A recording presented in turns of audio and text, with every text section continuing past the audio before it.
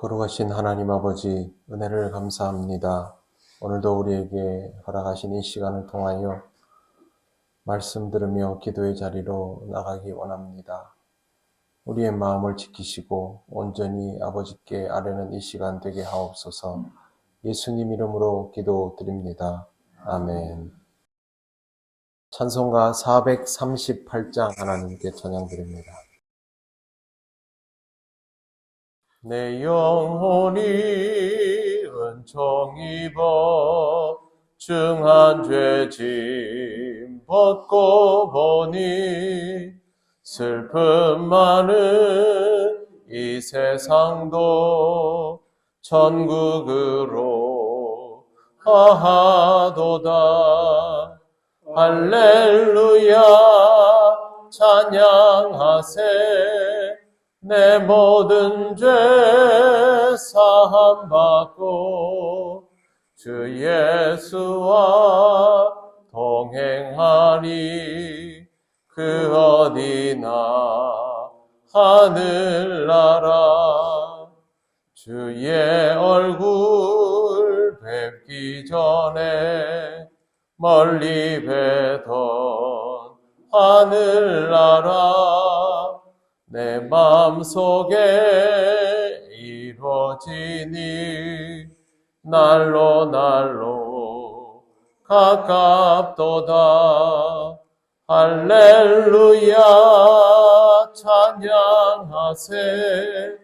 내 모든 죄 사함받고 주 예수와 동행하니. 그 어디나 하늘나라. 높은 산이 거친 들이 초막이나 궁궐이나 내 주 예수 모신 곳이 그 어디나 하늘나라.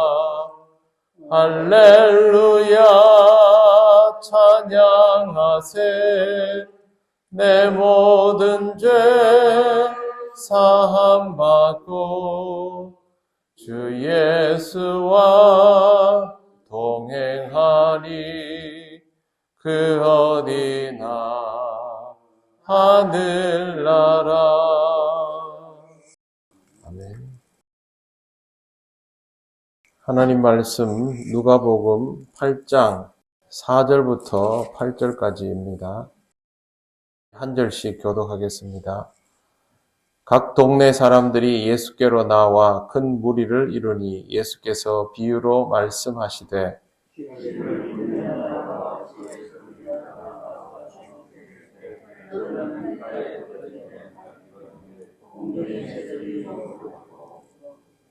더러는 바위 위에 떨어짐에 싹이 나다가 습기가 없으므로 말랐고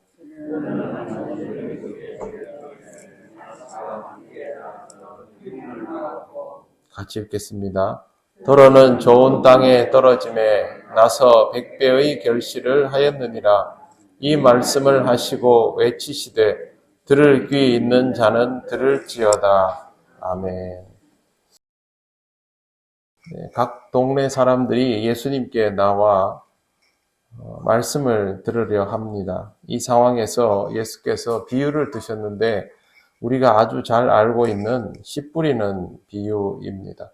씨 뿌리는 자가 씨를 뿌리러 나가서 뿌렸는데 더러는 길가에, 또 더러는 바위 위에, 더러는 가시떨기 속에, 더러는 좋은 땅에 그렇게 내려졌다라는 내용입니다. 제자들이 이 비유의 뜻을 물었을 때 예수께서 이런 말씀을 하십니다. 하나님 나라의 비밀을 아는 것이 너희에게는 허락되었으나 다른 사람에게는 비유로 한다. 그리고 이것은 그들로 보아도 보지 못하고 들어도 깨닫지 못하게 하리 함이라 라고 10절에 말씀을 하십니다.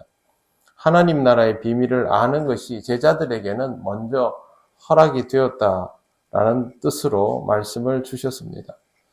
비유라는 것은 형태가 먼저 들어오지만 실제로 중요한 것은 형태가 아니라 내용입니다. 그렇기 때문에 이 비유에 대하여서는 조금씩 변화가 있을 수 있는데요.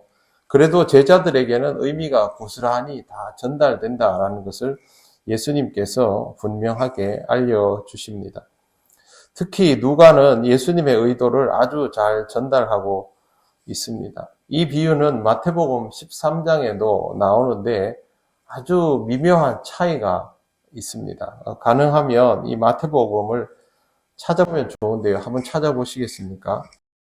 13장 4절에 보시면 더러는 길가에 떨어짐에 새들이 와서 먹었고 라고 되어 있고, 누가복음에는 보면 길가에 떨어진 밟힘에 공중의 새들이 먹어버렸다 이렇게 되어 있습니다. 이 부분에서는 큰 차이가 없는데요.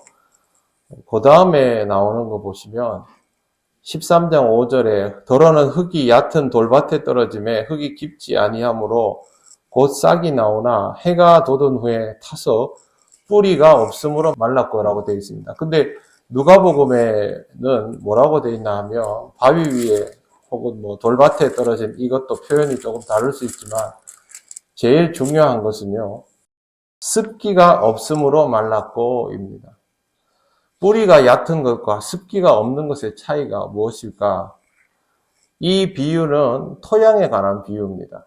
토양은 보통 우리 자신이 말씀을 받아들일 수 있는 토양 말하는 것이니까 이 비유에서 법칙이 제대로 맞으려면 씨앗의 뿌리가 되는가 안 되는가가 중요한 게 아니라 이 토양이 가지고 있는 특성이 중요한 것이죠. 누가복음 기록자는 예수님의 비유에서 이 특성을 정확히 이해하고 그 특성에 맞도록 이 비유를 기술적으로 정리를 해 놓았습니다. 예수님의 의도는 잘 알지요. 알지만 이것이 전승되는 과정에서 미묘하게 차이를 보이는데 누가는 이 부분을 잘 체크를 한 겁니다. 그래서 누가복음에 있는 이 비유가 굉장히 중요한 것이 습기가 없다는 말이 중요합니다. 이 토양이 습기를 머금지 못하는 토양이라는 뜻입니다. 습기가 없으면 식물이 자랄 수가 없죠. 그 부분을 딱 지적을 하고 있는 겁니다. 습기라는 것은 자연이 땅에게 주는 무언가이죠. 그걸 보유할 수 있을 때 식물을 자라게 할 수 있는 것이죠. 하나님께서 우리에게 말씀을 주시면 그 말씀으로 말씀을 지켜낼 수 있는 토양이 내가 되고 있는가 아닌가, 그게 기준이 되는 것입니다. 그 다음에 7절을 한번 보시면 7절에 이렇게 되어 있습니다. 더러는 가시떨기 속에 떨어짐에 가시가 함께 자라서 기운을 막았고, 여기에는 땅에 문제가 있다는 말은 없습니다. 아무 문제 없습니다, 땅은. 그런데 가시떨기가 여기에 있습니다. 가시떨기가 자랄 수 있는 땅이면 다른 것도 자랄 수 있죠. 그럼 7절의 문제는 뭐냐 하면 땅에는 문제가 없지만 다른 것도 같이 자란다는 게 문제가 됩니다. 다른 것이 같이 자라면 내가 키워야 하는 것이 제대로 자랄 수 없게 되죠. 실제로 그 사람이 무언가를 받아들이는 데는 별 문제가 없지만 이 사람은 이것도 저것도 다 받아들이는 사람이 되어버려서 내 안에 하나님 나라만 온전하게 자라지 못하게 되는 상황. 그러면 하나님 나라의 성장에 방해를 받는 것이죠. 다른 것도 같이 자라니까. 하나님 나라만 자라야 되는데 마귀의 나라도 같이 자라면 이 사람은 토양이 괜찮음에도 불구하고 하나님 나라와 마귀의 나라 사이에서 갈등하게 되지요. 그러면 성장이 이루어질 수가 없습니다. 다른 건 문제 없습니다. 마지막으로 8절 보십시오. 더러는 좋은 땅에 떨어짐에 나서 100배의 결실을 하였느니라. 이 말씀을 하시고 외치시되 들을 귀 있는 자는 들을지어다. 그렇게 하고 있습니다. 이 좋은 땅에 떨어진 것은 결실이 30배, 60배, 100배입니다. 여기에 나오는 이 100배라는 말은요, 떨어져서 착상하는 비율이 작아도 충분한 결실을 맺는다라는 게 핵심입니다. 30배, 60배, 100배가 우리가 생각하기에는 30배보다 60배가 많고 60배보다 100배가 많지만 결실할 수 없는 땅들과 비교해 보면 30배, 60배, 100배는요, 전부 부족함이 없도록 다 결실되는 것을 뜻합니다. 즉, 하나님 나라는 여기에도 떨어지고 저기에도 떨어지고 해서 확률적으로 좀 낮아 보이지만 그러나 부족함이 없는 결실을 맺는다라는 뜻입니다. 그런데 앞에와 비교해 보십시오. 앞에 있는 것들은 결실이 안 되죠. 땅에 문제가 없어도 옆에 뭔가 다른 게 자라도 결실이 안 되고, 내가 말씀을 받아들이거나 하나님의 역사를 받아들이는 수용성이 부족해도 결실이 안 됩니다. 7절 말씀에 보면요, 기운을 막았고라는 말은 자라긴 자란다는 뜻입니다. 그런데 결실이 안 되면 의미가 없고, 결실이 된다면 어떤 상황 속에서도 그것은 부족하지 않다라는 것을 말씀하여 주신 것입니다. 예수님께서 이 비유를 분명히 말씀하셨는데, 이 비유가 전승이 되는 과정에서 100% 똑같게 전달이 되는 것이 아니라 조금씩 표현의 방식들의 차이가 미묘하게 있습니다. 그런데 그 중에서 우리에게 잘 알려진 것은 마태복음 13장이지만 실질적으로 의미가 아주 잘 전달되고 있는 비유는 바로 누가복음 8장에 나오는 비유라는 것을 오늘 말씀을 드립니다.